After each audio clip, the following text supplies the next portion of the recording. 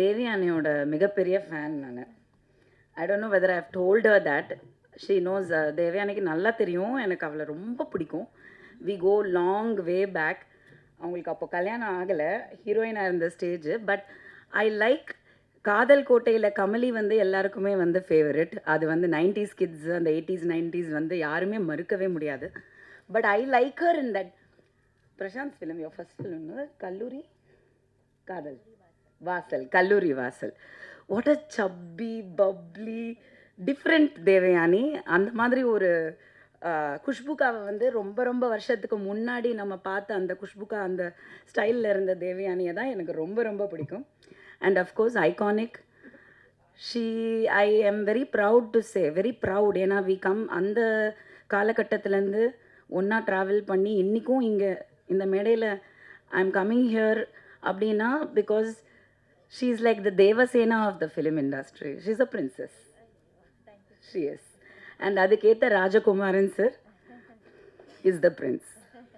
எங்கள் அப்பாவுக்கு ரொம்ப ரொம்ப ரொம்ப ஃபேவரட்டான ஒரு பர்சன்னா ராஜ்குமார் சார். அவ்வளோ லவ் அவர் மேலே. ரொம்ப best friends. And thank you sir. உங்களை மாதிரி ஒருத்தவங்க இருக்கிறனால தான் அவங்க இந்த மேடையில் இன்றைக்கும் தளபதி சொல்கிற மாதிரி, தளபதி விஜய் சொல்கிற மாதிரி 20 வயசில் வந்து ஒரு பொண்ணு ஹீரோயினாக இருக்கிறது பெருசு இல்லை. ஆனால் 40 வயசுலேயும் வந்து ஒரு மெயின் லீடில் ஹீரோயினாக நிற்கிறது வந்து மிகப்பெரிய விஷயம். I am so proud of you and thank you Rajkumar sir. So நிறைய எக்ஸ்பெக்டேஷன் இருக்குது. தட் எனக்கு ரொம்ப பெருமையாக இருக்கிற விஷயம் என்னென்னா, ஒரு மெயின் லீடாக வந்து பெண்கள் வந்து இன்றைக்கி வந்து திரைக்கு தியேட்ரிக்கல் ரிலீஸ்க்கு வந்து ஒரு படம் வர்றதுங்கிறது மிகப்பெரிய ஒரு சாதனைன்னு தான் சொல்லணும். ஸோ ப்ரொடியூசர்ஸ்க்கு, release producers, whoever is involve in this, congratulations and thank you. Keep supporting female centric films also. இந்த சின்ன படம்னு சொல்கிறது எனக்கு கொஞ்சம் ஈடுபாடு இல்லை. மேபி அதை மாற்றிக்கலாம், நல்ல படம்னு சொல்லலாம். ஏன்னா சின்னது பெருசுங்கிறது சம்பளத்தில் மட்டும்தான் இருக்குது. பட்ஜெட் என்னமோ ஒன்று தான், சம்பளத்தில் தான் கொஞ்சம் ஜாஸ்தி ஆகிடுது. ஸோ அந்த விதத்தில் வந்து I am very proud of you and I think we should keep supporting each other. எனக்கு தேவயானி ரொம்ப ஏன் பிடிக்கும்னா, the most simplest good soul and ரொம்ப நல்ல பொண்ணு, ரொம்ப நல்ல பொண்ணு, லவ்லி கேர்ள். அந்த கேர்ளாக தான் நான் இன்னும் பார்க்குறேன். பட் இவ்வளோ ஒரு இன்னசென்ட்டாக நான் பார்த்தேன். பட் இன்றைக்கி இவ்வளோ மல்டி டாஸ்கிங்கில் she is a lovely wife, lovely mother, teacher, actor, what not. அவ்வளோ திறமை இருக்குது. So I wish you all the best and I want you to continue doing films like மனோரமாச்சி அண்ட் ஊர்வஷி அக்கா and all that. Continue doing. And ரொம்ப போல்டான ஒரு actor. எந்த age குரூப்பில் பண்ணுறோம், யார் கூட பண்ணுறோம், நிறைய இருக்குது. விமனுக்கு வந்து ஈகோ. இந்த ஆர்டிஸ்ட் கூட நடித்தா நமக்கு இம்பார்ட்டன்ஸ் வருமா, பப்ளிசிட்டி வருமா, நிறைய இருக்குது. நீங்கள் நிறைய பார்த்துருப்பீங்க. காசிப்ஸும் கரண்ட்லேயும் ஓடிட்டு தான் இருக்குது. யார் பெருசு, யார் டப்பா, யார் இல்லைன்னு. அந்த விதத்தில் எதையுமே யோசிக்காமல் அந்த கதாபாத்திரத்தை மட்டுமே நம்பி, அவங்களோட திறமையை மட்டுமே நம்பி ஒரு self made female actor who still a main lead heroine அப்படின்றதுல நான் ரொம்ப பெருமைப்படுறேன். All the best. And music ரொம்ப நல்லா இருந்தது. ட்ரெய்லர் ரொம்ப இன்ட்ரீகிங்காக இருந்தது. ஸோ கண்டிப்பாக வந்து தியேட்டர்ஸில் சப்போர்ட் பண்ணி படம் பாருங்கள். மேடையில் இருக்கிற விஐபிஸ், டெக்னீஷியன்ஸ், ஃபேமிலி அனைவருக்கும் வணக்கம். நிழல் குடை ரொம்ப வித்தியாசமான ஒரு ட்ரெய்லர் அண்ட் ரொம்ப இன்டென்ஸாக இருந்தது. இந்த காலத்தில் நடக்கிற ஒரு விஷயம், கரியர் லைஃப், ஃபேமிலி லைஃப் எப்படி பேலன்ஸ் பண்ணுறது. It was very creepy and ஒரு க்யூரியாசிட்டி பில்ட் ஆகிருக்கு எனக்கு இது பார்க்கணும். ஏன்னா எப்படி இதுக்கு என்ன கருத்து சொல்லுவாங்க. அண்ட் எனக்கு ராஜா சார், அறுமுகம் சிவா அறுமுகம் சார், அவங்கள ராஜா சார் தான் தெரியும் எனக்கு. ராஜா சார் அண்ட் அதியமன் அண்ணா நல்லா தெரியும், சின்ன வயசுலேருந்தே தெரியும். அவங்க வந்து டெஃபினட்டாக ஒரு பொய்டிக் கருத்து இருக்கும் இந்த படத்தில் அப்படின்னு எனக்கு தோணுது. I am really looking forward to this film. And visuals கூட ரொம்ப நல்லாயிருக்கு. I love Gurudev sir. அவங்க ஒரு fantastic technician, one of my favourite DOPs. And plus the music ரொம்ப நல்லா இருக்கு. ரொம்ப ரொம்ப அந்த கண்மணியே சாங் ஆக்சுவலி ரொம்ப ஒரு எமோஷனல் வெரி பியூட்டிஃபுல் டச்சிங் சாங்காக இருந்தது. அண்ட் ப்ளஸ் இந்த subject where is not an easy subject. It's a very tough subject. ஏன்னா ஆடியன்ஸ் இந்த காலத்தில் வந்து ஐ டோன்ட் திங்க் வெறும் பாட்காஸ்ட் இல்லைனா யூடியூப் பார்த்து கற்றுக்குறாங்க. ஐ திங்க் ஒரு ஒரு பார்ட் ஆஃப் ஒரு பப்ளிக் இருக்குது தட் சினிமா பார்த்து கற்றுப்பாங்க சில விஷயங்கள். அண்ட் இந்த மீடியா வழியா you're giving this kind of a explanation to audience ஒரு டிஃப்ரெண்ட் கைண்ட் ஆஃப் ஒரு ஒரு ஒரு ஒரு பெர்ஸ்பெக்டிவ். அது ஒரு ரொம்ப நல்ல விஷயம். So I'm looking forward to this. I would like to wish the entire team all the very best. And இது படம் மிகப்பெரிய வெற்றி அடையணும் என்னோட வாழ்த்துக்களை தெரிவிச்சுக்கிறேன். பட் இன்றைக்கி இந்த இந்த ஃபங்க்ஷன் வந்து it's not just an audio launch. இது ஒரு ஃபேமிலி ஃபங்க்ஷன் எனக்கு. ஏன்னா எங்கள் ஃபேமிலியில் 3 பேர், அக்கா, என் அண்ணன் மயூர், அப்புறம் நான். பட் இன் ரியல் லைஃப் என் அம்மாவுக்கு இன்னொரு பையன், அது அதியம்மன் அண்ணா. அண்ட் இஸ் ரியலி டில் அம்மாஸ் லாஸ்ட் பிரெத் வந்து Athiyaman was always there for her. And எங்கள் ஃபேமிலியில் ஒரு பெரிய ஒரு சப்போர்ட் சிஸ்டம் அவர். அண்ட் அவருக்கு ஒரு பெரிய நன்றி சொல்லணும். ஏன்னா அவரால் தான் அக்காவுக்கு வந்து ஃபர்ஸ்ட் தமிழ் சினிமாவில் இன்ட்ரடக்ஷன் கிடச்சிது. அண்ட் பிகாஸ் நாங்களும் சென்னைக்கு வந்துட்டோம் அண்ட் தமிழர்களாக மாறிட்டோம். And we are very proud to be part of Tamil cinema and be part of this Tamil Nadu which we are very proud of. And thank you, Anna. Romba thanks. We really love you. Thank you so much. And of course, my Akka Devyani. I think blessed that அக்காவோட தம்பியை பிறந்திருக்கேன். I'm very grateful. Never do or die attitude. And இப்போ கூட பார்த்தா I do miss அம்மா. But அக்கா பார்த்தா எனக்கு ஐ சி ஹர் இன் இன் அம்மா இன் அக்கா. ஏன்னா அதே ஹியூமிலிட்டி, டவுன் டு எர்த் ஒரு ஆட்டிடியூட் அவங்களுக்கு. அண்ட் ஐ திங்க் இந்த சப்ஜெக்ட் கூட ரியலி மேட்சஸ் அக்கா. பிகாஸ் ஐ திங்க் நான் லைஃப்பில் இந்தமாதிரி யாருமே பார்த்தது கிடையாது. To balance cinema life, I mean career and family, அப்படி அவ்வளோ அழகாக ஹேண்டில் பண்ணியிருக்காங்க. எந்த ஒரு சினிமா ஃபங்க்ஷனும் சரி, இன்விடேஷன், ஷூட்டிங், எந்த ஃபங்க்ஷனில் வந்து ஆல்வேஸ் தேர் 100%. பட் அதே சமயத்தில் வந்து ஃபேமிலி சைடு நீங்கள் பார்த்தீங்கன்னா பசங்களுக்காக maybe picnic, parent meeting, teacher meeting, anything, அக்கா will always be there. Even பசங்களை வந்து ஸ்கூலில் ட்ராப் பண்ணுறது 100% அவங்க அதை பண்ணியிருக்காங்க. நான் ஸ்டில் எனக்கு ஆச்சரியமாக இருக்குது எப்படி அவங்க அதை ஹேண்டில் பண்ணாங்க. So she really resonates with this character. And அக்கா சூஸ் பண்ணுற கேரக்டர்ஸ் கூட எல்லாமே வந்து வெரி ஹெவி பர்ஃபார்மன்ஸ் ஓரியன்ட் கேரக்டர்ஸாக தான் சூஸ் பண்ணுவாங்க, which I really like. And எதுவுமே வந்து ஈஸியாக அவங்க செலக்ட் பண்ண மாட்டாங்க, which I really admire. So yeah, you're the best அக்கா. அண்ட் ஐ விஷ் இன்னொரு விஷயம் சொல்லி ஆகணும். ஸோ ரீசெண்ட்லி வந்து இப்போ அக்கா வந்து நீங்கள் நடிகையாக பார்க்குறீங்க. But she has another side now to her. இந்த பிரசாத் லேப்லேயே வந்து அவங்க ஆக்சுவலாக என் நீசஸ்க்காக போனாங்க. அவங்கள சேர்க்குறதுக்கு பிரசாத் லேபோட டெக்னீஷியன் கோர்சஸில் சேர்க்குறதுக்கு போனாங்க. But I don't remember why what happen. But அக்கா வந்து டிரெக்ஷன் டிபார்ட்மெண்ட்டில் போய் சேர்ந்துட்டாங்க. சரி, நான் டிரெக்ஷன் கற்றுக்கிறேன்னு சொல்லி ஒரு 3 months அவங்க அதை கோர்ஸ் பண்ணாங்க. அண்ட் நாங்கள் வீக்கெண்ட்ஸில் தான் மீட் பண்ணுவோம். அண்ட் அந்த டைம் நான் கால் பண்ணுவேன், அக்கா எங்கே இருக்கீங்க, மீட் பண்ணலாமான்னு பார்த்தா, இல்லை நான் கோர்ஸில் இருக்கேன், நான் படிச்சுட்ருக்கேன். லைக், படிச்சுட்ருக்கீங்களா? பட் ரொம்ப சின்சியராக, ரொம்ப டெடிக்கேட்டடாக அவங்க கற்றுக்கிட்டாங்க அந்த what ever was dot. And கிளாஸில் நீங்கள் பார்த்தீங்கன்னா அக்கா தான் ஆக்சுவலாக ஒரு சீனியர். அவங்க மற்ற டிரெக்டர்ஸ் கூட ஒர்க் பண்ணியிருக்காங்க, எல்லாம் பெரிய பெரிய டிரெக்டர்ஸோட ஒர்க் பண்ணியிருக்காங்க. பட் அங்கே வந்து ஒரு ஸ்டூடெண்ட்டாக போனாங்க, which I really appreciate. And அதுக்கப்புறம் ஒரு படம் எடுத்தாங்க call Kaikuttai Rani, which is a short film which she did. And the great Lenin sir அந்த படத்தை எடிட் பண்ணாங்க. அண்ட் சரி, இந்த படம் வந்து ரொம்ப நல்லா வந்திருக்கு, only 1 person can give perfect music for திஸ்ன்னு சொல்லி இசைஞானி இளையராஜா சாரை ட்ரை பண்ணலான்னு. பட் அங்கே வந்து ஒரு ஆக்ட்ரஸாக போல், ஒரு நியூ டிரெக்டராக ஒரு ஹோப்போடு போனாங்க. அண்ட் அவங்கக்கிட்ட, சார் எனக்காக பண்ணி கொடுங்க ப்ளீஸ் சார், அப்படி எதுவும் சொல்லலை. இந்த படம் பாருங்கள் சார், உங்களுக்கு பிடிச்சிருந்தா கண்டிப்பாக இது நீங்கள் தான் பண்ணணும் சார், இந்த படத்துக்கு நீங்கள் தான் ஒரு லைஃப் கொடுக்க முடியும்னு சொல்லி அவர் படம் பார்த்துட்டு அவ்வளோ பிடிச்சி போய் அவர் நான் பண்ணுறேன் தேவனி பண்ணுறேன்னு சொல்லி அவர் மியூசிக் கம்போஸ் பண்ணார், which is a fantastic thing. So எனக்கு ரொம்ப பெருமையாக இருக்குது. I'm like so happy. ஏன்னா இப்போ அந்த படம் வந்து நிறைய ஃபிலிம் ஃபெஸ்டிவல்ஸ்க்கு போயிருக்கு and it's got many awards. So என் அக்கா வந்து நடிகை மட்டும் கிடையாது, இப்போ நான் ஷீஸ் அ டிரெக்டர் ஆல்சோ. பெருமையோட சொல்கிறேன்.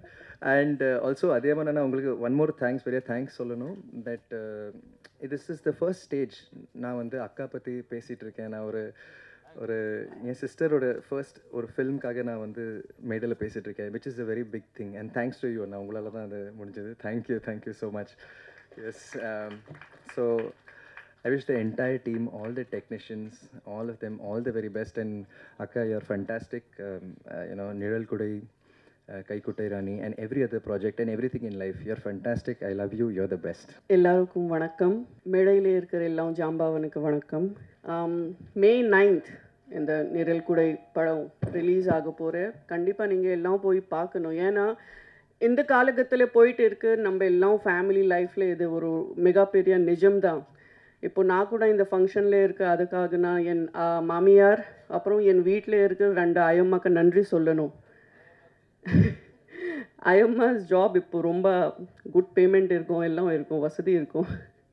ஸோ ஆக்சுவலி ஆனால் that's not the point. Main point, ஒரு அம்மா இல்லைன்னா அப்போ ஒரு அம்மா. ஸோ இந்த படத்தில் அதே பாயிண்ட் கொஞ்சம் த்ரில்லர் எலிமெண்ட் ஆட் பண்ணி நம்ம எல்லாவுக்காக காமிக்க போகிறேன். ஸோ கண்டிப்பாக ஆடியன்ஸில் இருக்கிற எல்லாம் they will connect at some point. So Nizhal Kudai entire team எல்லாருக்கும், விஜித் அப்புறம் ஜான் அண்ட் டைரக்டர்ஸு உங்கள் எல்லாருக்கும் ஆல் தி பெஸ்ட். சிறிய படங்களுக்கு ப்ரொமோஷன்னா அதுக்கு இன்றைக்கி ஒரு 4-5 மணி நேரம் செலவு பண்ணணும். அந்த மாதிரி ஒரு வேலையை சிரமேற்கொண்டு செய்ய எல்லா சின்ன படங்களும் சப்போர்ட் செஞ்சிட்ருக்கிற நம்ம தமிழ் சினிமாவின் இன்றைக்கு நிச்சயமாக பிதாமகன் என்று அழைக்கலாம் என்ற அளவுக்கு இருக்கக்கூடிய பாக்யராஜ் அவர்களுக்கு என்னுடைய வணக்கம். அதே போல் மாபெரும் களம் காத்திருக்கிறது. ஒவ்வொரு மணித்துளியும் மிக மிக முக்கியமானது என்ற சூழ்நிலையில் இருக்கும் என் அன்பு தம்பி சீமான் நல்ல படங்களுக்கும் சிறிய படங்களுக்கும் பல மணி நேரங்களை செலவு செய்து வந்து இங்கிருந்து இந்த சினிமாவை எங்கிருந்து போனாலும் இந்த சினிமா மேல் உள்ள காதலை விடாமல் தொடர்ந்து இந்த நேசிப்பை காட்டிக்கொண்டே இருப்பதற்கு என்னுடைய நன்றி. சினிமா போராளி என் அன்பு தம்பி செல்வமணிக்கும் என்னுடைய வணக்கம். அதே போல் இந்த நிழற்குடை மொத்தத்துக்கும் நிழற்குடையாக ஒருவர் இருக்கிறார். மொத்த நிழற்குடை எங்கே இருக்குன்னா ஒரு நிழற்குடை கீழே இருக்குது. அந்த நிழற்குடை என் பேரன்பிற்குரிய சகோதரன் KS அதிகமான் அவர்களுக்கும் என்னுடைய வணக்கம். இந்த படத்தை பார்க்குற வாய்ப்பு கிடைச்சது. ரொம்ப மனம் நெகிழ்ந்து போச்சு. எப்படி இப்படி எடுக்க முடியுன்ற மாதிரி ரொம்ப மகிழ்ச்சியாக இருந்தது. அந்த படம் பார்த்துட்டு ரொம்ப அற்புதமாக இருந்தது. இந்த மேடைக்கு சொல்ல வேண்டியதெல்லாம் படம் பார்த்து எல்லோரும் அதை சொல்லி தான் ஆகணும். ஆனால் இன்றைக்கி சிறிய படங்களுடைய நிலைமை ரொம்ப கேவலமான சூழ்நிலை இருக்குது. இன்றைக்கி வந்து இவ்வளோ செலவு பண்ணி எடுத்த சிவாரமும் அற்புதமாக ப்ரொடியூஸ் பண்ணி டைரக்ட் பண்ண அந்த படத்தில் அவர் ஒரு பைசா கூட கையில் எடுக்காமல் அந்த படத்தை அவர் வந்து வெளியிடுறார் இன்றைக்கி. அதுதான் இன்றைக்கு சினிமாவுடைய யதார்த்தம். உண்மையாகவே அந்த பிளாக் பஸ்டர் ஃபிலிம் சார்பாக வெளியிடுற அன்பு சகோதரன் அவர்களுக்கு என்னுடைய மொத்த இண்டஸ்ட்ரி சார்பில் எங்கள் நன்றி தெரிவிச்சுக்கிறோம் சார். நிச்சயமாக நீங்கள் ஜெயிக்கணும். இந்த படத்தை செலவு பண்ணி வெளியிடுறதுன்னு வந்தவங்களுக்கு மிகப்பெரிய வணக்கம், நன்றி. ஏன்னா நீங்கள் குறைஞ்சபட்சம் நிச்சயமாக நீங்கள் ஜெயிக்கணும். உங்களுடைய எண்ணம் ஜெயிக்கணும், மனசு ஜெயிக்கணும். இப்படி ஒரு கான்செப்டை கொண்டு வந்து கொடுத்த மக்களுக்கு, ஒரு சொசைட்டிக்கு ஒரு நல்ல செய்தியை சொல்லி அழகான படத்தை கொடுத்துருக்கிற இந்த தயாரிப்பாளர் ஜெயிக்கணும், இயக்குனர் ஜெயிக்கணுன்றதுக்காக எல்லார் சார்பிலையும் அவங்களுக்கு வாழ்த்துக்களை தெரிவிச்சுக்கிறேன். அதே மாதிரி அந்த படத்தில் விஜித் ரொம்ப அற்புதமாக ஆக்ட் பண்ணியிருக்காரு. ஒரு அருமையான ஒரு ஆக்டர் நமக்கு திரும்ப கிடச்சிருக்காரு நம்ம சொல்லலாம். அந்த கதாநாயகி ரொம்ப அழகாக பண்ணியிருக்காங்க. அந்த நடித்த 2 குழந்தைகள் அவருடைய தெய்வ குழந்தைகள் மாதிரி அவ்வளோ அற்புதமாக நடிச்சிருக்காங்க. ரொம்ப ரொம்ப நெகிழ்வாக இருந்தது. படத்தினுடைய ஒளிப்பதிவு, இசை எல்லாமே மிக பொருத்தமாக, எதுவுமே கொஞ்சம் ஓவராக போகாமல் எல்லாமே அந்த படத்தோடு ட்ராவல் ஆகி தனியாக தெரியாமல் ரொம்ப அற்புதமான படமாக இருந்தது. இதெல்லாம் தாண்டி நம்ம தமிழ் சினிமாவின் பொக்கிஷமாக இன்னொரு நடிகர் திலகமாக நம்முடைய வாழ்ந்து கொண்டிருக்கிற தேவயானி அவர்களுக்கு என்னுடைய நன்றி. ஏன்னா அப்படியே அந்த படத்தில் வாழ்ந்துட்டாங்க. மற்றவங்களாம் நடித்தாங்க, அவங்க அப்படியே வாழ்கிறாங்க. ஏன்னா அது வந்து அவங்க கிட்டத்தட்ட அவங்களுடைய சுபாவமாகவே இருக்குது. அது அப்படி தான் இருப்பாங்க நேச்சுரலாக. அவங்க குழந்தைய கையில் கொடுத்துட்டு இந்த மாதிரி அவங்க வளர்த்துருவாங்கன்னு தெரியும். அந்தளவுக்கு வந்து ஒரு இயல்பானவங்க. அப்படி ஒரு கருத்து, ஒரு நல்ல செய்தி, ஒரு நல்ல படம், நல்ல மேக்கிங் இத்தனையும் இருக்குது. அப்படி ஒரு அற்புதமான நடிப்பை தந்த உங்களுக்கு நிறையா விருதுகள் அந்த படம் கொண்டு வந்து சேர்க்கும் என்று நம்புகிறேன், வாழ்த்துக்கிறேன். அதே போல் அந்த படத்தில் மொத்த டீமுக்குடைய வாழ்த்துக்கள். டெஃபினட்டாக வந்து தமிழ் சினிமா ஒரு நல்லா இருக்கணும்னு சொன்னால் இந்த மாதிரி சினிமாக்கள் ஓடணும். இது ஓடி எல்லோரும் லாபம் சம்பாதிக்கணும், பெயர் சம்பாதிக்கணும், புகழ் சம்பாதிக்கணும். அதுக்கு என்னுடைய அன்புக்குரிய மீடியா நண்பர்கள் உதவ வேண்டும் என்று கேட்டுக்கொண்டு விடைபெறுகிறேன். நன்றி. கொஞ்ச நேரத்துக்கு முன்னாடியே சொல்லியிருந்தேன் இந்த ஸ்டேஜில் இந்த ஃபோரமில் வந்து அழாமல் இருக்கிற குழந்தைங்களுக்கு தான் வந்து சாக்லேட்டும் பலூனும் அப்படின்னு. உண்மையாகவே நாங்கள் சாக்லேட்டும் பலூனும் வச்சுருக்கோம். பட் அது யாருக்கு அப்படின்னா, ஸோ இந்த படத்தில் வந்து குழந்தைகள் 2 பேர் வந்து முக்கியமான கதாபாத்திரத்தில் நடிச்சிருக்காங்க. நம்ம ட்ரெய்லர் பார்க்கும்போதே தெரிஞ்சுது அவங்க குளிக்கிறது. ஸோ அந்த குழந்தை பற்றின கதை தான் அப்படின்றதும் நம்மளுக்கு பாடல்களை பார்க்கும்போதே தெரிஞ்சுது. ஸோ விஜித் அவர்களோட படத்தோட கதாநாயகன் விஜித் அவர்களோட மகள் அஹானா தான் வந்து அந்த குழந்தை கதாபாத்திரத்தில் நடிச்சிருக்காங்க. நிலா அப்படின்ற கேரக்டர் நேம். அவங்க 2 வயசுக்கு அப்புறம் வளர்ந்த கதாபாத்திரத்தில் நிஹாரிகா அப்படின்ற குழந்தை நடிச்சிருக்காங்க. ஸோ செட்டில் ரொம்ப சமத்தா சொல் பேச்சு கேட்டு இப்போவும் ரொம்ப அமைதியாக உட்காந்து எங்கள் ஷோ பார்த்துட்டு இருக்கிறதுனால அவங்களுக்கு வந்து சாக்லேட்டு பலூனு கொடுக்க போகிறோம். நிஹாரிகாவும் அஹானாவும் ஸ்டேஜுக்கு வரணும். So hi. ஹாய். ஓகே, ஹாப்பியா படத்தில் நடிச்சது? சூப்பராக இருக்கா. என்ன கேரக்டர் கொடுத்தாங்க உங்களை? என்ன பண்ண சொன்னாங்க படத்தில்? என்ன பண்ணீங்க நீங்கள்? பலூன் கீழே வச்சுட்டா தான் அங்கே தெரியும் கேமராவில் உங்கள் ஃபேஸ் எல்லாம் தெரியாது. என்ன பண்ணீங்க நீங்கள் படத்தில்? என்ன பண்ணீங்க? ஆக்டிங் பண்ணேன். ஆக்டிங் பண்ணீங்க. யார் சொல்லி கொடுத்தா ஆக்டிங்? அம்மா. அம்மா சொல்லி கொடுத்தாங்களா? நீங்கள் சமத்தான பாப்பாவா? அம்மா. சரி, நீங்கள் யாருக்கா தேங்க்ஸ் சொல்லணுமா? யாருக்கு? எல்லாரும் பாருங்க. அங்கே பார்த்து எல்லாரும் எங்கள் படத்தை வந்து பாருங்க சொல்லிடுங்க. எல்லாரும் பண்ணிட்டு பாருங்க. So cute. தேங்க்யூ. நீங்கள்? இந்த நிஹாரிகாவே தான் என்னோட கைக்குட்டை ராணி. இந்த பாப்பா தான். இந்த படத்தில் நடிக்கும்போது தான் இந்த பாப்பாவை பார்த்தேன். ஒரு அற்புதமான ஒரு குழந்தை நட்சத்திரம் இது. பயங்கரமான நடிப்பு, ரொம்ப ஃபோக்கஸ்டான ஒரு குழந்தைய பார்த்தேன். இவ தான் என்னோட கைக்குட்டை ராணி. இவ தான் என்னோட ஷார்ட் ஃபிலிம் நடிச்சிருக்கா. ரொம்ப பிரமாதமாக பண்ணியிருக்கா.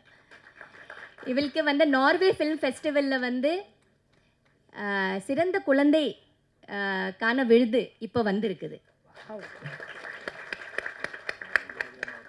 படத்தை பாருங்கன்னு சொல்லுங்க. படத்தை பாருங்க. May 9th ரிலீஸ் ஆக போகுது. May 9th ரிலீஸ் ஆக போகுது. நிழல் குடை குடும்பத்தோட எல்லாரும் தியேட்டர்ல வந்து பாருங்க. தேங்க்யூ. Very good. சமீபத்தில் நான் செல்வமணி சாருக்கு மேனேஜர், பிஆர்ஓ, டிரைவர் ஆகிட்டேன். நான் அவராட்டுக்கு ஒரு படத்தில் கமிட் ஆகிறாரு. நான் வந்து ஆடியோஸ் வந்துன்னு சொல்லிடுறாரு. அதே மாதிரி தேவானி மேடம் ஹீரோனா பண்ணுறாங்க. இந்த படத்துக்கு வரணும்னு சொல்லிட்டாரு. பெப்சிக்கு நான் மதியம் போயிட்டேன். ஒரு குரூப்பாக வருது. இந்த எலெக்ஷன் அந்த கூட்டணி பேசுகிற மாதிரி என்னென்ன ஒரு குரூப்பாக வந்துக்கிட்டு இருக்கு. இவரே எங்கே கமிட் ஆனுங்கிறதே மறந்துடுறாரு முதல்ல அந்த டென்ஷனில். அப்போ கூட இருந்து சரி தேவன் மேடம் ஸ்பெஷலாக சொல்லியிருக்காங்க அப்படி மீட்டிங்கை முடிச்சுட்டு அவர் கூடவே அவர் வீட்டுக்கு போய் அங்கேருந்து நேராக கூட்டிகிட்டு இங்கேருந்து விட்டாச்சு மேடம். ஆமாம், இப்போ வந்து நான் வந்து இந்த படத்தில் பிஆர்ஓ பேர் போடும் கொஞ்சம். அண்ணன் சீமான் அவர்கள். ஆமாம், கொஞ்ச காலமாக அவரை கருப்பு சட்டையிலே பார்த்தேன். எனக்கு கொஞ்சம் வருத்தமாக இருந்துச்சு, என்னடா அண்ணன் கருப்பு சட்டையே போட்டுருக்காரு அப்படின்ட்டு. இப்போ கொஞ்சம் வெள்ளைக்கு மாறி இருக்கார். வெள்ளையில் மாறி இருக்காரு. கருப்பு சட்டையில் பார்த்த விட வெள்ளை சட்டையில் அண்ணன் அழகாக இருக்கீங்கண்ணே, இப்போ கலையாக இருக்கீங்கண்ணே. நீங்கள் கருப்பு சட்டையை தவிர நீங்கள் வெள்ளையை போடுங்க, மஞ்சளை போடுங்க, பச்சையை போடுங்க, சிவப்பை போடுங்க, கருப்பை மட்டும் போட்டுறாதீங்க. ஏன்னா அது உங்களுக்கு செட் ஆகலை. இல்லை, நீங்கள் பிங்க் கலர் போடுங்க. காவி போடணும்னா பிங்க் கலர் போடுங்க. இல்லை தேசிய கொடியில் மேலே ஒரு பச்சை வெள்ளை தொண்ணூறு கலர் இருக்குல்ல, அதை போட்டுருங்க. ஆமாம், இந்த கருப்பை மட்டும் ஏன்னா கொஞ்சம் டல் அடிக்குது உங்களுக்கு. இப்போ ஃப்ரெஷ்ஷாக இருக்கீங்கண்ணே, ரொம்ப ஃப்ரெஷ்ஷாக இருக்கீங்க. அப்புறம் இங்கே அதிகமாகலாம் சொன்னார், அண்ணன் நிறைய பணிகள் இருக்கும், டென்ஷனாக இருப்பார். இன்றைக்கி அரசியல்வாதிலேயே ரொம்ப கூலாக இருக்கிறது அண்ணன் தான். அரசியல் தலைவர்களையே ரொம்ப ஃப்ரெஷ்ஷாக அவராக ஜாலியாக இருக்கார். ஏன்னா இந்த தேர்தல் வர நேரத்தில் இந்த கூட்டணி தேவைப்படுதில்ல, அவங்க டென்ஷன் ஆவாங்க. அவனை பிடிப்புமா, இவரை பிடிப்புமா, இந்த கட்சி ஆளை பிடிச்சா இந்த ஓட்டு வந்துடும், ஓட்டு கணக்கெலாம் போட்டு மண்டி பிச்சு அவ்வளோ நடக்கும், டென்ஷன் இருக்கும். தமிழ்நாட்டிலேயே அந்த டென்ஷன் எதுவுமே இல்லாத ஒரே ஆள் அண்ணன் சீமான் தான். ஏன்னா அவர் கூட்டணி கவலையே போகிறதில்ல. நீ கூப்பிட்டாலும் நான் வரமாட்டேன், நானும் யாரையும் கூப்பிட மாட்டேன், எனக்குன்னு டென்ஷன். அதனால் அண்ணன் டென்ஷனாக இருப்பார், பரவாயில்லாம் இங்கே பில்டப் பண்ணாதீங்கண்ணே, அதிகமானண்ணே. அவர் அண்ணன் ரிலாக்ஸாக இருக்கார். இங்கே அவருக்கு ரிலாக்ஸ் ஆகிற ஒரே இடம் நம்ம சினிமா ஃபங்க்ஷன் தான். ஏற்கனவே ஒரு நம்ம தங்கர் பச்சன் ஆடியன்ஸ்க்கு வந்தீங்க, வீடியோலாம் பார்த்தேன். ரொம்ப நாளைக்கு அப்புறம் அந்த கத்தல வீரம், இந்த உணர்ச்சி அதெல்லாம் இல்லாமல் என்ன ஜாலி. இளையராஜா சார் பாட்டை பாடி பாடி பாடி அது கேட்கும்போது நம்மளுக்கு ரிலீஃபாக இருக்குது. அப்போ அவருக்கு எவ்வளோ ரிலீஃபாக வந்திருக்கோம். அதனால் நீங்கள் அடிக்கடி வாங்க, இங்கே வந்தால் தான் உங்களுக்கு ஒரு ஒரு புத்துணர்ச்சி கிடைக்கும், ஒரு எனர்ஜி ஏற்றிக்கிங்க. இங்கே என்ன தான் நீங்கள் அரசியல் பண்ணால் கூட சினிமா தான் உங்களுடைய தாய் வீடு. அது மாதிரி அண்ணன் அது மறக்காமல் வந்துக்கிட்டு இருக்காரு. அப்புறம் தேவயானி மேடம், அவங்க சொல்லணும்னா இப்போ நடிகையிலே அவங்க தான் ஒரு சகலகலா வள்ளி. ஏகப்பட்டதில் போயிருக்காங்க. அப்படியே நடித்தாங்க. அப்புறம் கொஞ்சம் நேரம் டீச்சராக இருந்தாங்க. இது சம்பளத்துக்கு இல்லை, ஆத்ம திருப்திக்கு. நம்ம பசங்களுக்கு வந்து நம்ம கல்வி கற்றுக் கொடுக்கணும், அது ஒரு திருப்தி. அங்கே இருந்தாங்க, ப்ரொடியூஸ் பண்ணாங்க. இதெல்லாம் பரவாயில்ல. இயக்குனர் சங்கத்தில் உறுப்பினர் ஆகாமல் டைரக்ட் பண்ணிட்டாங்க. நானும் சரி படம் பண்ணிட்டாங்க, நானும் தொடர்ந்து சொல்லிட்டே இருக்கேன், சீக்கிரம் நீங்கள் உறுப்பினர் ஆயிடணும். ஏன்னா எங்கள் இயக்குனர் சங்கத்தில் பெண் உறுப்பினர் கம்மியாக இருக்காங்க. ஆமாம், அதனால் நீங்கள் வந்துருந்தேன். அவங்க பாருங்கள், கைக்குட்டை ராணின்னு ஒரு படம் பண்ணாங்க, குறும்படம். டக்குன்னு பண்ணிடல, அதையும் முறையாக பண்ணணும்னு டேரக்ஷன் கோர்ஸ் படிச்சுட்டு பண்ணுறாங்க. இதில் கொஞ்சம் யோசிக்கணும். ஏன்னா இப்போலாம் 10 படம் நடித்தாலே டேரக்ஷன் கற்றுக்கலாம். இப்போது நடிகர்லாம் 4 படம் பண்ணிவிட்டு டேரக்ஷன் பண்ண ஆரம்பிச்சிடுவாங்க. இவங்க யாரும் 50 எத்தனை படம் மேடம்? 50 படமா நடித்தது இது வரைக்கும்? ராஜகுமார் சார் கணக்கு சொல்லுங்கள் சார்.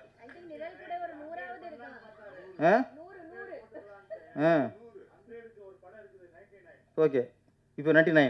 சூப்பர், இதுக்கு தான் புருஷன் கரெக்டாக இருக்கிறதுல. ராஜகுமார் சார் கணக்கு கரெக்டாக கணக்கு வச்சுருக்காரு. ஆமாம். ஓகே ஓகே, அது குரு, அது குருதட்சணை. இது ஆமாம், குருதட்சணை வந்து 100 படம் மேடம் அங்கே பண்ணிடுங்க. என்னன்னா 100 படம் பண்ணிட்டாங்க. இதுவே டேரக்ஷன் பண்ணுறதுக்கான அனுபவம் வந்திருக்கும், பண்ணலை. வீட்டிலே ஒரு டேரக்டர் இருக்கார், அவர்கிட்ட டேரக்ஷன் எப்படின்னு கேட்டு தெரிஞ்சிருக்கலாம். அங்கே உஷாராயிட்டாங்க, வேணாம் உஷாராயிட்டாங்க. நம்ம முறையாக டேரக்ஷன் கோர்ஸ் படித்து கரெக்டான படம் பண்ணுவோம் அப்படின்ட்டு இங்கே பிரசாத் லேப்லேயே டேரக்ஷன் கோர்ஸ் படித்து சர்டிஃபிகேட் வாங்குறப்போ அந்த கண்குள்ளே வச்சு நானும் பார்த்தேன். அந்த சில கொடுப்பு நம்மளுக்கு இருக்கும்ல, வீட்டுக்கூட பார்க்கல. ராஜகுமார் சார் நாங்கள் இருந்தோம் இங்கே, என்ன ரசிகர் நாங்கள். ஆமாம், அதனால் அவங்க டேரக்டரும் ஆகியிருக்காங்க. அண்ணா மறைக்காதீங்கண்ணே, நான் வரும்போது தானே பிரச்சனையே வரும். இங்கே பார்த்தாலும் எப்போ பாரு நம்மளுக்கு ஒரு ராசி அது. ஆமாம், அப்போ தான் குறுக்கு போவாங்க, கை மேலே தூக்குவாங்க. Okay okay. இந்த யாரும் சொன்னாங்க, நிறைய ஆடியோ பசங்க போவோம், நடிக்கிற கதாநாயகியில் வரமாட்டாங்க, சம்பளம் வாங்குகிற அவங்க வரமாட்டாங்க, சம்மந்தம் இல்லாமல் நாங்கள் வருவோம்.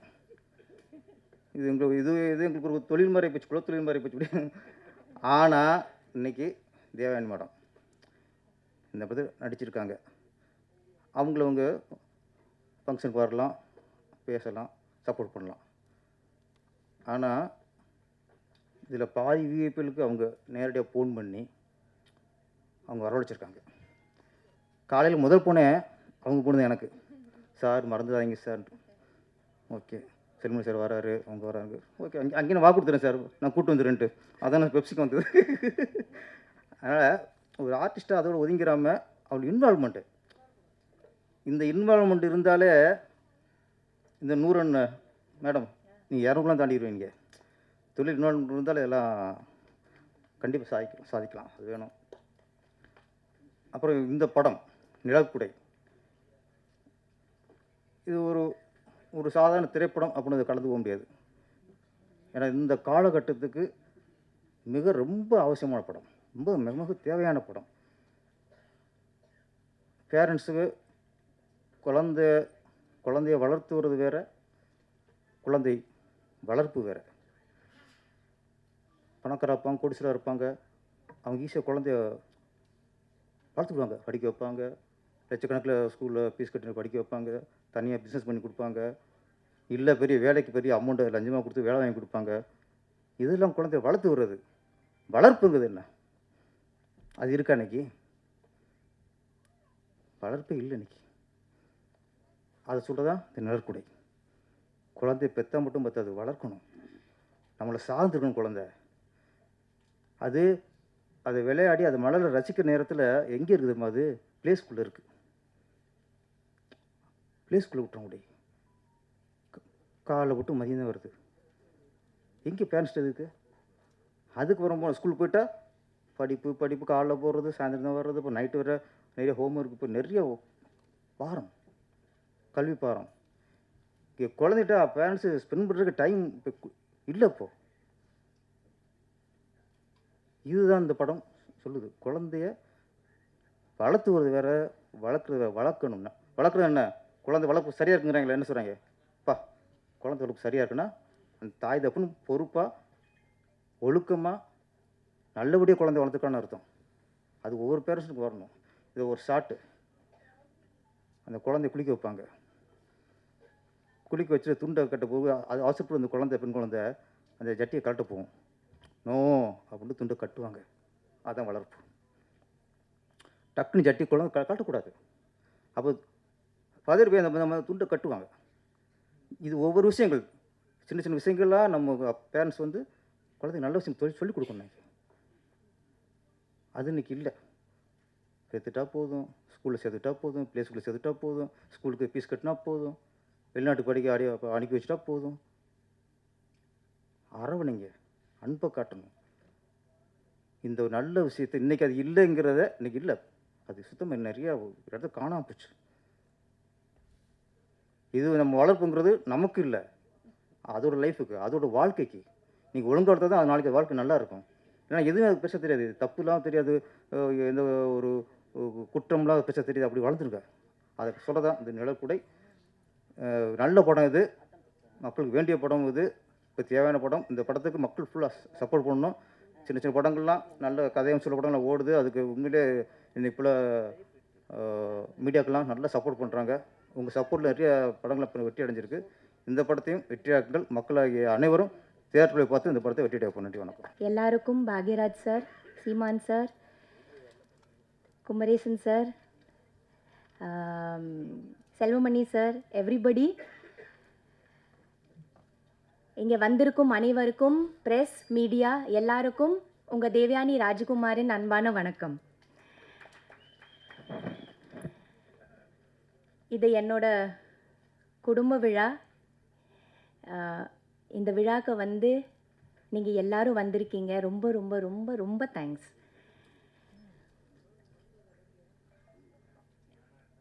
இந்த மேடை ஃபர்ஸ்ட் நான்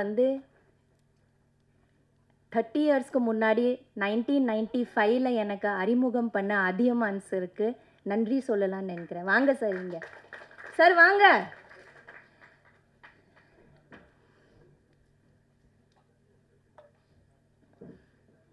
வாங்க. 1995 தொட்டாச்சினிங்கி மூலமாக எனக்கு அறிமுகம் பண்ண டைரக்டர் சார் அதியமான் சார். எல்லா மேடையிலையும் எனக்கு லைஃப் கொடுத்த ஃபிலிம் காதல் கோட்டை இருந்தாலும் எனக்கு வாழ்க்கையில் ஃபஸ்ட்டாக ஒரு அறிமுகம் செஞ்சு எனக்கு இந்த தமிழ்நாட்டில் கொண்டு வந்தது டைரக்டர் சார் தான். அவருக்கு நன்றி. நான் எங்கேயுமே நன்றி சொன்னதே இல்லை. இதுதான் முதல் மேடை. நான் உங்களுக்கு நன்றி சொல்கிறேன் சார். தேங்க்யூ. ரியலி 30 இயர்ஸ் பிறகு மறுபடியும் அவர் கூட, அவரோட டீம் கூட, அந்த டீம் ஒன்று கூட மாறாமல், அது டைரக்டர் சிவா சார் இருக்கட்டும், காஸ்டியூமர் இருக்கட்டும், மேக்கப் மேன் ஆகட்டும், அசிஸ்டன்ட் டைரக்டர்ஸ் ஆகட்டும், மேனேஜர் ஆகட்டும், எல்லாரும் ஒரு டீமாக இன்னும் 30 வருஷமாக அவர் வச்சிட்ருக்கிறாரு. 30 வருஷத்துக்கு முன்னாடி நான் யார் கூட வேலை செஞ்சேனோ அதே குழு கூட இப்போ கூட நான் ஒர்க் பண்ணியிருக்கேன். அது எவ்வளோ பெரிய ஒரு பிளெஸ்ஸிங்காக இருக்கும்னு யோசிச்சு பாருங்கள். யாருக்கு கிடைக்கும் அந்த மாதிரி ஒரு விஷயம்? அது எனக்கு கிடைச்சிருக்குது. நான் ரொம்ப ரொம்ப ரொம்ப பிளெஸ்டாக ஃபீல் பண்ணுறேன். இது ஒரு மிரிக்கிள், இது ஒரு மேஜிக்கு. சார் சொன்ன மாதிரி இது ஒரு மேஜிக்கான ஒரு மூமெண்ட். இது எல்லாரோட வாழ்க்கையில் நிகழாது, வராது. இது ஒரு பாதி பேர் மேலே போயிடுவாங்க, நம்ம ஒர்க் பண்ணுறவங்க இருக்க மாட்டாங்க. ஆனால் எல்லாரும் இருக்காங்களே, எனக்கு அறிமுகம் பண்ண அத்தனையோ பேர் இன்னும் இருக்காங்க, என் கூட இருக்காங்க, மறுபடியும் எனக்கு வாய்ப்பு கொடுத்துருக்காங்க. இந்த மாதிரி ஒரு அற்புதமான ஒரு படத்தில் மறுபடியும் நடிக்க சொல்லி எனக்கு வர சொன்னதுக்கு நான் எப்போவுமே தேங்க்ஸ் சொல்வேன். Thank you Athiman sir, thank you to the whole team, and thank you to everybody here, thank you to all the guest on the stage. இது ஒரு ரொம்ப இம்பார்ட்டண்ட்டான ஃபில்ம், ரொம்ப ரொம்ப இம்பார்ட்டண்ட்டான ஃபில்ம். இது மக்கள்கிட்ட போய் சேரணும். சின்ன படம், பெரிய படம் அதெல்லாம் இருக்குது. ஆனால் இது ஒரு நல்ல கருத்துள்ள, ரொம்ப அழகான, இன்னைக்கு இருக்கிற ஆடியன்ஸ்க்கு ரொம்ப ரொம்ப தேவையான ஒரு படம். இதை மக்கள்கிட்ட போய் சேர்த்துக்கிறது உங்கள் வேலை. ப்ளீஸ் எல்லாரும் தியேட்டரில் பார்க்குற மாதிரி நல்ல ரிவ்யூஸும் நல்ல எழுதுங்க. நான் எழுத சொல்லலை, நீங்களே எழுதிடுவீங்க. ஆனால் அதை நம்புகிறேன், நீங்கள் எழுதிடுவீங்க. ஏன்னா அந்த மாதிரி இந்த படம் இருக்குது, அந்த மாதிரி விஷயங்கள் நம்ம இந்த படத்தில் சொல்லியிருக்கோம். அந்த நம்பிக்கை எனக்கு இருக்குது. ஸோ இது நல்லபடியாக ஹிட் ஆகும். மறுபடியும் இந்த குழு இன்னொரு படம் எடுத்து வெற்றி. இந்த பிளாக் பஸ்டர் கம்பெனிக்கு நன்றி. இந்த மாதிரி ஒரு படம் எடுத்து ரிலீஸ் பண்ணுறதுக்கு பெரிய தைரியம் வேணும், அதை அவங்க பண்ணுறாங்க. தேங்க்யூ சார், ரொம்ப நன்றி. ஆனால் கொஞ்சம் நீங்கள் வெயிட் பண்ணுங்க சார், தேட்டரை கொஞ்சம் தாக்கு பிடிங்க, உடனே எடுத்துடாங்க சார். ஏதோ பெரிய படம் வருதுன்னு எங்கள் சின்ன படத்தை கொஞ்சம், அந்த காலத்தில் சில படங்கள் ஒரு வாரம் 1.5 வாரம் வெயிட் பண்ணியிருக்கோம்ல சார், அதுக்கப்புறமா பிக்கப் ஆகும். அந்த மாதிரி கொஞ்சம் பிக்கப் ஆகிறதுக்கு கொஞ்சம் டைம் கொடுங்க sir. Please don't remove it. Please have the confidence. I have the confidence and I am sure the people are going to like it. So thank you so much. புலன் விசாரணை, captain Prabhakaran, செம்பருத்தி என இயக்க ரேஸில் முன்னணி ஓட்டக்காரர். Hollywood பட உழைப்பை தமிழ் படங்களில் நேர் செய்தவர், பார்க்க பார்க்க பிடிக்க வைத்தவர். இவரது இயக்கப்பட்டியல் 2015ஓடு நின்று போனது நல்ல பட ரசிகர்களின் சாபம் என்றுதான் கூற வேண்டும். ஆனாலும் சிலருக்கே வாய்த்தது போராட்ட குணம். தனக்காக அல்லாமல் பிறருக்காகவும் எளிமையானவர்களுக்காகவும் உழைப்பவர்களுக்காகவும் முன்னிற்பது காலத்தின் அவசியம் அல்லவா? இவர் பார்க்காத சங்கங்களே இல்லை எனலாம். நாமெல்லாம் நம் பிள்ளைகள் சாமி போட்டோ என அதை செல்போன் ஸ்கிரீன் சேவரில் வைத்து கண்விழித்தால், இவர் தினமும் தன் செல்போன் வாயிலாக வரும் பிரச்சனைகளின் முகத்தில் விழிப்பவர். தன் போராட்ட குணத்தால் அன்பையும் பகையையும் ஒரு சேர சம்பாதித்துக் கொள்பவர். ஆனாலும் ஒரே குடும்ப உறுப்பினர்கள் தான் என்பதால் நாளை பகை மாறி அனைவருக்குள்ளும் நேசம் பூக்கலாம் அல்லவா? நற்கனிகள் விளையும் என்ற நம்பிக்கையோடு பேச அழைக்கிறேன் தென்னிந்திய திரைப்பட தொழிலாளர்கள் சம்மேளனத்தின் தலைவர் திரு R.K. செல்வமணி அவர்களை. தொகுப்பாளர் பேச ஆரம்பிக்கும் போது ஒரு குவிஸ் மாதிரி, என்ன இருக்குமா அவங்களுக்குமா எல்லாருக்கும் ஒரு டவுட் இருக்குது. ஆனால் என்னை அழைக்கும் போது நான் எப்படி வெளிப்படையாக இருக்கணும், அது மாதிரி என்னை அழைக்கும் போது என்ன தான் கூப்பிட்றாங்கன்னு எல்லோரும் தெரிஞ்சிடுச்சு. அந்த வகையில் ரொம்ப நன்றி. உண்மையாகவே இந்த மேடையில் இருக்கிற அனைவருக்கும் மாலை வணக்கம், இரவு வணக்கம். படம் ஆரம்பிக்கும் போது நான் படத்தை நான் எதுவும் பார்க்கவே இல்லை, இதை பற்றி எனக்கு ஒன்றுமே தெரியாது.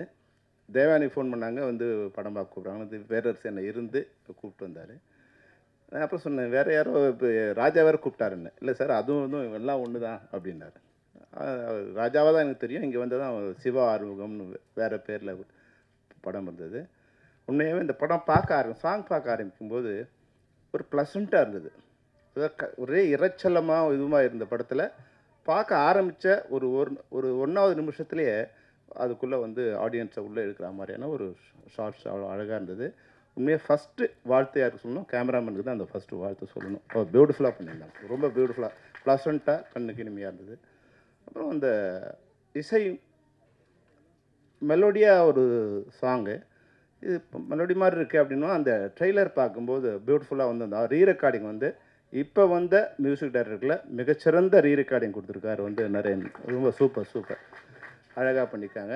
அப்புறம் நடித்த எல்லாருமே, படத்தில் நடித்த ஹீரோ விஜய் அஜித் ரெண்டுத்தையும் சேர்த்து விஜித்னு வச்சுருக்காருன்னு நினைக்கிறேன்.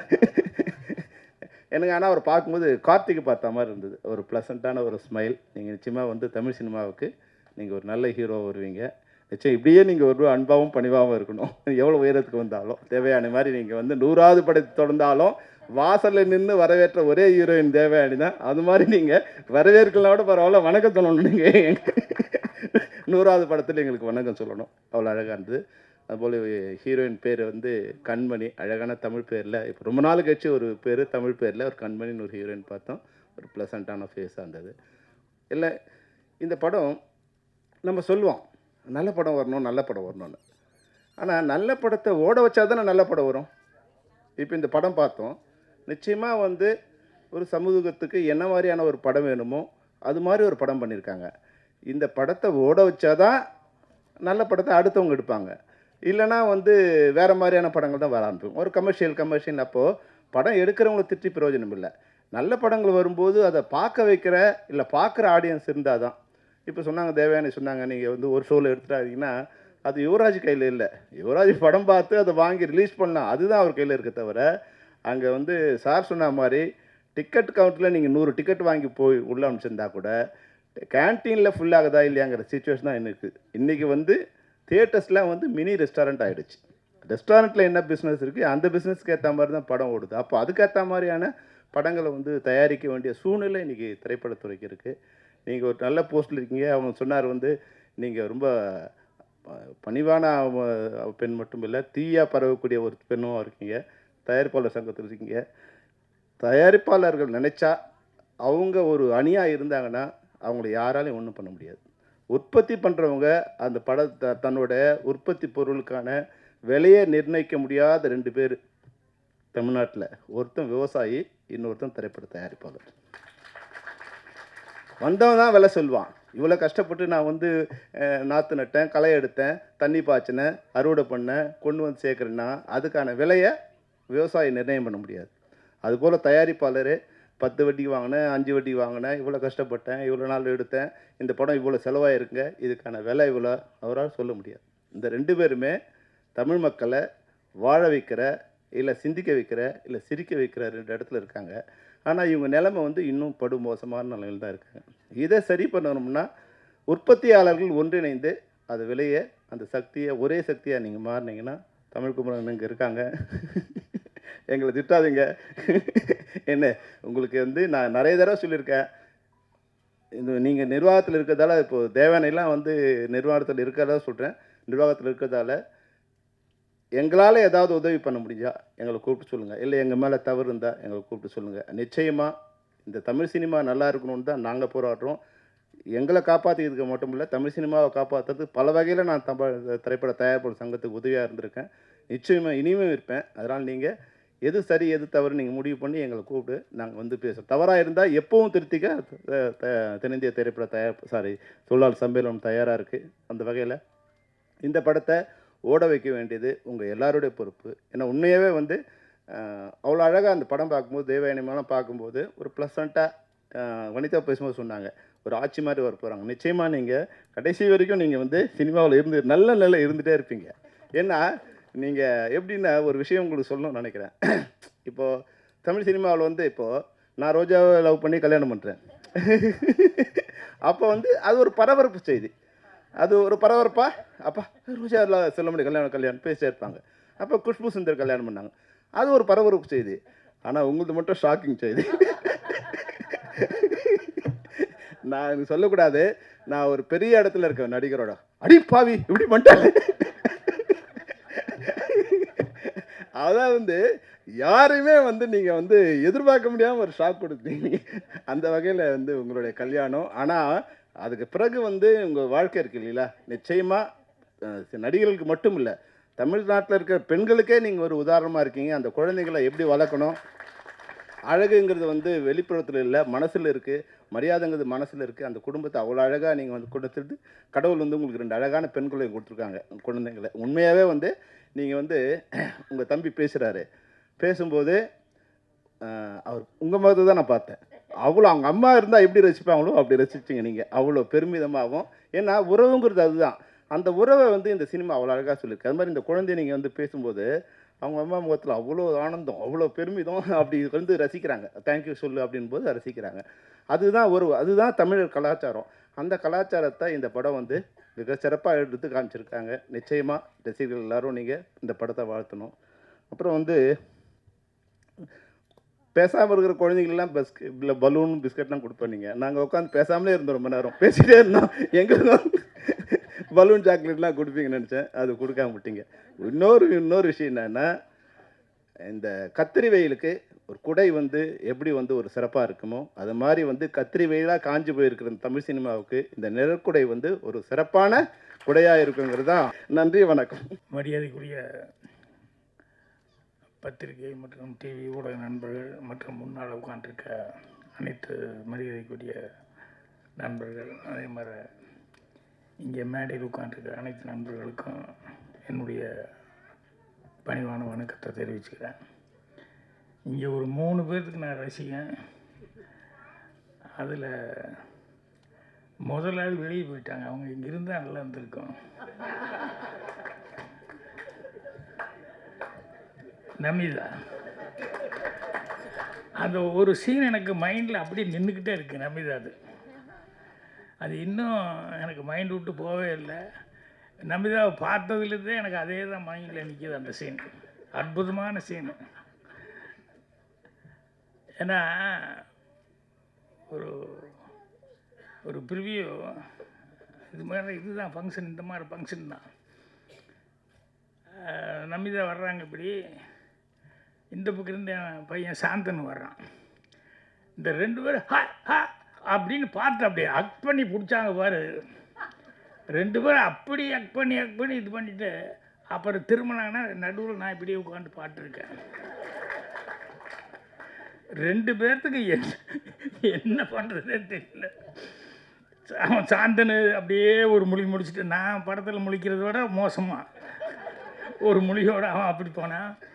நமிதாவும் அதே மாதிரி சைலண்ட்டாக போனாப்புல. ஆனால் நான் மட்டும் ரொம்ப ரசித்தேன். ஆனால் இப்படி ஒரு சீன் வந்து எப்போ பார்க்க முடியும் அப்படிங்கிற மாதிரி. அது அவனை வச்சுட்டு சொல்லியிருந்தா நல்லா இருந்திருக்கும். ஸோ அடுத்தபடியாக இன்னொருத்தருக்கு ரொம்ப ரசிகன். என்னென்னா, மேடையில் எல்லோரும் மைக் கிடைச்சா எல்லோரும் பேசுகிறோம், ஆனால் அவ்வளவு ஆளுமையோடு பேசுறது அப்படிங்கிறது சீமானவர். அது பல தடவை அவருடைய பேச்சை கேட்டு ரசித்து நான் ஃபோன் பண்ணியும் பேசியிருக்கேன், நான் மற்றவங்ககிட்டையும் சொல்லியிருக்கேன். ஏன்னா எல்லாத்துக்கும் வராது, அங்கங்கே தகராறாகவும் தடுமாறும். ஆனால் சீமானுக்கிட்ட என்றைக்குமே அந்த தடுமாற்றமே இல்லை. ஸோ அதை எப்பவுமே அவர் பேசுகிறது எங்கே வந்தாலும் டக்குன்னு உட்காந்து கேட்டுட்டு இருப்பேன். ஸோ அவருக்கு ரசிகன். 3வது ஒருத்தருக்கு ரசிகன் நான். அதை பாதி செல்வமணி தொட்டு விட்டு போனார். ஏன்னா எனக்கு பாக்யராஜ்னு சொல்லி பேர் வச்சது உண்மையிலேயே எங்கள் அம்மா எப்படி நினச்சி வச்சது தெரியல. உண்மையிலேயே அந்த பாக்கியம் எனக்கு கிடைச்சது எனக்கு ஒரு ஆச்சரியம். எங்கள் அம்மா எனக்கு இப்படி பேர் வச்சாங்களேன்னு நான் வந்ததுலேருந்தே கேட்டுக்கேன். ராஜகுமாரன் உண்மையிலேயே ராஜகுமாரன் தான் பேரா, இல்லை சினிமாவுக்கு வந்து ராஜகுமாரன் பேர் வச்சுட்டாரா? ஏன்னா தேவயானி கிடைக்கும்போது உண்மையிலேயே ராஜகுமாரன் ஆகிட்டார். ஸோ தேவயானி அவங்களுக்கும் நான் ரசிகன். என்னென்னா அந்த ப்ளசண்ட் ஃபேஸ், அந்த சிரித்த முகமாக அன்பு வடியுது அப்படின்னு சொல்லுவாங்கள்ல, இந்த கேரக்டர்லாம் சொன்னாங்க. இந்த படத்தில் கேரக்டர் என்ன அப்படின்னு சொல்லிட்டு, எந்த படத்தில் வந்தாலும் அவங்க கேரக்டர் வந்து அவங்களுடைய சீன், அவங்களுடைய அந்த ஃபேஸ் அவ்வளோ ப்ளசண்ட்டாக பார்த்துக்கிட்டே இருக்கலாம் போல் இருக்கும். இதில் வந்து குழந்தைகளுக்கு வந்து இது அந்த கேரக்டர் எனக்கு ஸ்னாப்ஸிஸ் அனுப்பிச்சப்போ பார்த்தேன். ஸோ அது அந்த அளவுக்கு அவங்கக்கிட்ட வந்து அந்த அவங்க தம்பி பேசும்போது சொன்னாப்புலையே, அம்மாவை நான் பார்க்கல, ஆனால் எனக்கு அம்மாவை விட இவங்க தான் எனக்கு மைண்டில் வருது அப்படின்னு சொல்லிட்டு, அதை தான் அவரும் செல்வமணி நான் கவனிச்சுக்கிட்டே இருந்தேன், அவ்வளோ ரசித்தாங்க அப்படின்னு சொல்லிட்டு. அது கூடவே இன்னொன்று சொன்னார், என்னென்னா அந்த குழந்தைங்க பேசும்போது அவங்க அம்மாக்கள் எப்படி ரசித்தாங்க அப்படின்னு சொல்லிட்டு. ஸோ அந்த வகையில் அவங்களையும் நான் ரொம்ப ரசித்து பார்க்குறேன். சந்தோஷமாக இருந்தது. படத்தில் ஆரம்பத்தில் வந்து ஓப்பனிங்கே டைட்டில் அந்த டிசைனோட நிழல் குடை அப்படின்னு வந்தது. அந்த ரீரிகார்டிங்கும் அந்த டிசைனும் வந்து அவ்வளோ எடுப்பாக இருந்தது. அந்த ஆர்ஆர் அவ்வளோ பிரமாதமாக மியூசிக் டைரக்டர் அவ்வளோ அழகாக ஸ்டார்ட் பண்ணி அதுக்கப்புறம் சாங் வந்துடுச்சு. ஸோ அவ்வளோ சிறப்பாக பண்ணியிருந்தார். அவர் இல்லாமல் அப்புறம் ஹீரோ ஹீரோயின் அந்த 2 குழந்தைங்க நடித்தவங்க, இன்னும் படத்தினுடைய டெக்னீஷியன்ஸ் எல்லாருக்கும் இப்போ என்னுடைய அட்வான்ஸு வாழ்த்துக்களை தெரிவிச்சுக்கிறேன். இந்த படம் வந்து எனக்கு என்னமோ ஒரு நம்பிக்கை இருக்குது. என்னென்னா, சில பேர் வந்து சினிமாவில் வந்து luck favours to fools only அப்படின்னு சொல்லுவாங்க. அந்த மாதிரி எனக்கு சில பேரெல்லாம் வந்து எப்படிடா இவங்களுக்கு படம் வந்துக்கிட்டே இருக்குது அப்படின்ட்டு இருக்கு. சில பேருக்கு ஏன்டா இவங்களுக்கு படமே வரல, இனத்தினால்டா படம் வரல அப்படின்ட்டு உண்மையிலேயே அதிகமான் வந்து அந்த லிஸ்ட்டில் எனக்கு அதிகமான் ரொம்ப நாளாக மைண்ட்லேயே இருந்துகிட்டு இருக்காரு. என்னென்னா, அவருக்கு தான் நியாயமாக பார்த்தா அவர் தான் கண்டினியூஸாக படம் பண்ணணும். ஏன்னா அந்த திறமை அவர்கிட்ட இருக்குது. அவர் நேரேட் பண்ணும்போது நான் கேள்வி கேட்டேன். அதே மாதிரி சாந்தனுக்காக கூட ஒரு படம் செஞ்சு ஃபிஜி ஏர்லைனில் போய் ஷூட்டிங்லாம் பண்ணி அவ்வளோ நல்லா இருந்த அந்த படம், அதுவும் நடுவில் ஏதோ தடைப்பட்டு அப்படின்னு போச்சு. ஸோ அந்த மாதிரி சில நேரங்களில் வந்து 1 கிலோ அறிவாளியாக இருந்தாலும் ஒரு 10 கிராம் அதிர்ஷ்டக்காரங்கிட்ட கை கட்டி தான் நின்னாகணும் அப்படின்னு சொல்லுவாங்க. அந்த மாதிரி சினிமாவில் சில நேரங்களில் வந்து அதிர்ஷ்டம் சில பேர் திறமைசாலிகளுக்கு வந்து கை கொடுக்காமல் இருக்குது. அது எனக்கு ரொம்ப மனசு கஷ்டமாக இருந்தது. ஸோ அதிகமான் அவர்கிட்ட ஒர்க் பண்ணவர் இவர் சிவா ஆறுமுகம் அவர்கள் அப்படின்னு சொல்லும்போது, இந்த தேவயானையெல்லாம் இவ்வளோ தடவை கேட்டாங்கல்ல, கேட்கவே வேணுங்கிறது இல்லை. கண்டிப்பாக இந்த படம் வந்து படம் நல்லா பண்ணியிருப்பாங்க. கண்டிப்பாக படம் வந்து ஸ்லோ பிக்கப் ஆகும். அது ஓப்பனிங் இருக்கோ இல்லையோ ஸ்லோ பிக்கப் ஆகும். அந்த அளவுக்கு படத்தில் அதிகமானலாம் வந்து அவரே வந்து ரொம்ப இன்வால்வ் ஆகி இந்த படத்துக்காக வாங்கன்னு சொல்லி கூப்பிட்டாரு. அதே மாதிரி பாலசேகர் வந்து அவரும் வந்து அவசியம் இந்த படத்துக்கு நீங்கள் வரணும் சார், அப்படி ஆடியோ ஃபங்க்ஷனுக்கு வரணும் அப்படிங்கிற மாதிரி எல்லாம் கேட்டேன். எதுக்குன்னா, அந்த டைட்டில் வந்து நிழல் குடைன்னு வச்சுருக்காங்களே, இவருக்கு இந்த டைரக்டருக்கு வந்து நிழல் குடையாக இவங்கெல்லாம் இருக்காங்க. அதிகமானமாக நிறைய நண்பர்கள்லாம் இருக்காங்க. சீமான் இவ்வளோ வேலைக்கு நடுவில் வந்து அவர் வந்து இல்லை, நான் கடைசி வரைக்கும் இருந்து பேசிட்டு தான் போகணும், எல்லாம் குடும்பமாக ஆகிட்டாங்க அப்படின்னு சொல்லி சொன்னார். ஸோ நிழல் குடை அப்படிங்கிறதுனால நான் அது சம்மந்தப்பட்டது ஒரு 2 விஷயம் மட்டும் சொல்லணும்னு நினைக்கிறேன். ஒன்று வந்து என்ன அப்படின்னா, ஒருத்தர் ஜூனியர் ஆர்டிஸ்ட்டு என்றைக்காவது வந்துடுவோன்னு நினச்சார். கடைசியில் ஜூனியர் ஆர்டிஸ்டாகவே இருந்தார். பெருசாக வர முடியல. அட்லீஸ்ட் அதுலேயாவது கொஞ்சம் வருமானத்தோடு இருந்தாருன்னா அதுவும் இருக்க முடியல. கடைசியில் அதுலேயும் அதோடையே கல்யாணம் முடிச்சு குழந்தையெல்லாம் பெற்று குழந்தைய பெருசாகி பொண்ணு கல்யாணம் வச்சுட்டாரு. கல்யாணம் வச்சதுக்கப்புறம் பார்த்தா கையில் பேசின வரதட்சணைப்படி காசு அவர் எதிர்பார்த்த இடத்துல வரல. எம்ஜிஆர் படங்கள் நிறையா படங்களில் வந்து ஜூனியர் ஆர்டிஸ்டாக அவர் கூட அங்கங்கே ஏதோ டைலாக் பேசியிருக்காரு. சரி, கோட்டைக்கு போய் எப்படி நம்ம உள்ளே போக முடியும் அப்படின்னு சொல்லிட்டு போய் அங்கே நின்றுருக்காரு. உள்ளே விட மாட்டேங்கிறாங்க. எப்படியோ தடுமாறி கூட்டத்தில் நின்றுட்டு அவர் வந்து கார் ஏறும்போது பேர் சொல்லி தலைவரே அப்படின்னு அவர் கூட்டத்துலேருந்து பார்த்துட்டார். கூட நடித்தவங்க அவருக்கு என்ன அரசியலுக்கு வந்தாலும் அந்த சினிமாங்கிறது வந்து கடைசி வரைக்கும் அவர் போகல. அவருக்கு பிளட்டில் இருந்துக்கிட்டே இருந்தது கடைசி வரைக்கும் சினிமாங்கிறது. பார்த்தோன்னே நான் நம்ம கூட நடித்தாள் அப்படின்னு சொல்லிட்டு என்ன வான்னு சொல்லி கூப்பிட்டுது. என்ன அவ்வளவு கூட்டத்துக்கு நடுவில் பொண்ணு கல்யாணம், காசு ரெடி பண்ண முடியல, நிறுத்தலாமா கேன்சல் பண்ணிடலாமாங்கிற அளவுக்கு இருக்குது. என்ன தெரியுதுங்களா அப்படிங்கிற மாதிரி கேட்டார். எழுதி என்ன தேதியெல்லாம் எழுதி கொடுத்துட்டு போ, கல்யாணம் அந்த ரேட்லேயே வச்சுக்கோ, தேதி மட்டும் கரெக்டாக உதவியாளர்கிட்ட எழுதி கொடுத்துட்டு போயிடு அப்படின்னு. அவர் அவ்வளோ சந்தோஷப்பட்டு போய் கல்யாணத்தை கரெக்டாக ஃபிக்ஸ் எல்லாம் பண்ணி எல்லாம் இது பண்ணிட்டார். 1 வாரம் கல்யாணம் இருக்குது. ஒரு 2 நாளைக்கு முன்னால் அவர் தலைவர் உடம்பு சரியில்லாமல் போயிட்டார்.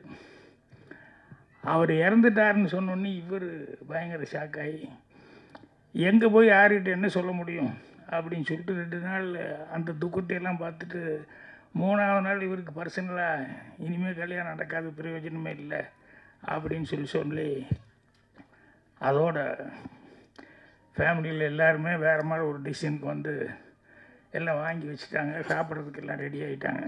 நைட்டில் அந்த டைமில் கதவு தட்டுற சத்தம் என்னென்னா, கதவு திறந்தா நான் சிஎம்மோட பிஏங்க அப்படின்னா அப்படியே ஷாக்கோடு பார்த்தா, இல்லை எப்படி அவர் நோட் பண்ணி வைன்னு என்ன சொல்லியிருந்தார். நான் நோட் பண்ணி வச்சேன். என்கிட்ட கொஞ்சம் பணத்தை கொடுத்து, அப்பா போகிறோம், அவங்களுக்கு முதலே கொண்டு போய் கொடுக்கணும், அதனால் எதுக்கு நீ கையில் வச்சுருந்து ஞாபகப்படுத்து, ஏன்னா நம்ம ரொம்ப நம்பிக்கையோடு இருந்துப்பான் அந்த ஆள் அப்படின்னு சொல்லி கொடுத்துட்டு போனார். இந்தாங்க அப்படின்னா அவருக்கு எப்படி இருந்திருக்கும் அந்த ஆளுக்கு யோசிச்சு பாருங்கள். செத்தரலான்னு முடிவு பண்ண ஆளுக்கு வந்து அவர் வந்து மொத்தமும் அவர் இவர் என்ன சொல்லிட்டு போனாரோ அந்த நகைக்கு கல்யாணத்துக்கு உண்டான எல்லா செலவுக்கு உண்டானது கொடுத்துட்டு போயிருக்கார் அப்படின்னு சொன்னோடனே அவர் அழுகைக்கு அப்படி அழுதார். அதுக்கப்புறம் ஜானகி அம்மா வந்து அவ்வளோக்கு நடுவுலையும் அவங்ககிட்ட சொல்லியிருப்பாங்க, பிஏக்கு தெரிஞ்சிருக்கு. அப்புறம் அவங்க வந்து கல்யாணத்துக்கு வந்துட்டு போனாங்க. எதுக்குன்னா அப்படி ஒரு நிழல் கொடையாக வாழ்க்கையில் வந்து வாழ்ந்ததுனால தான் இன்றைக்கும் அரசியல் மேடை எந்த மேடையிலையுமே அவர் அவாய்டு பண்ணி 6 நாளையும் ஒன்றும் பண்ண முடியல. ஸோ அந்த நிழல் கொடை டைட்டில் கேட்ட உடனேயுமே எனக்கு அந்த இன்சிடென்ட் நான் வந்தது. என்னென்னா நிழல் கொடையாக இருக்கிறது இப்போது சாதாரணமாக நினைப்பாங்க, அவர் சிஎம்மாக இருந்தார், அவர் படங்கள் நிறையா செஞ்சாங்க, அதில் எல்லாம் சம்பாதிச்சிருக்காரு, அவர் செலவு பண்ணார் அப்படின்னு சில பேர்த்துக்கு அந்த தாடு கூட வரும். அது இல்லை, மனசுங்கிறது தான் ரொம்ப முக்கியம்.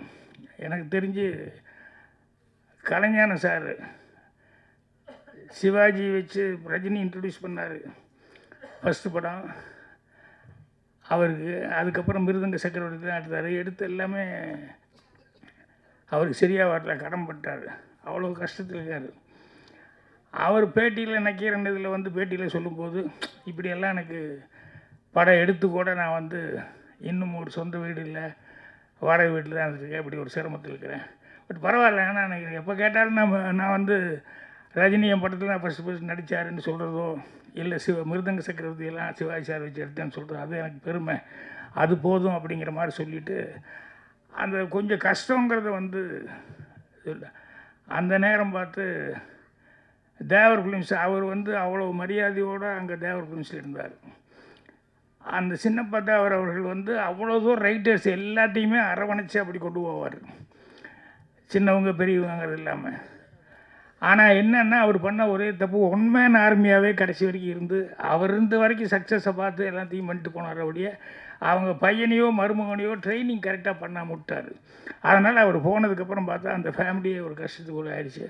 அந்த நேரத்தில் ஏதோ ஒரு அவங்க குடும்பத்து கஷ்டம் இவர் காதுக்கு வருது, ஐயோ அதுக்கு நம்ம ஒரு பணம் கொடுத்து ஹெல்ப் பண்ண முடியாமல் இப்படி உட்காண்ட்ருக்குமே அப்படின்னு சொல்லிட்டு நம்மளே இவ்வளோ சிரமத்தில் உட்காண்ட்ருக்குமே அப்படின்னு சொல்லும்போது இவருடைய பேட்டியை பார்த்துட்டு சேலத்திலிருந்து ஒரு அட்வொகேட்டு, அவருக்கு இவரை தெரியாது கலைஞானத்தை பற்றி, ஆனால் இவர் பேட்டியை பார்த்துட்டு இப்படியெல்லாம் நீங்கள் கஷ்டப்பட்டு இவ்வளோ தூரம் லைஃப்பில் வந்து வைக்கீங்க, ஸோ ஏதோ உங்கள் கஷ்டத்துக்கு என்னால் முடிஞ்சது நான் அனுப்பிச்சி வைக்கிறேன்னு சொல்லி ஒரு 10,000 ரூபா வந்து அவருக்கு அனுப்பிச்சிருக்காரு.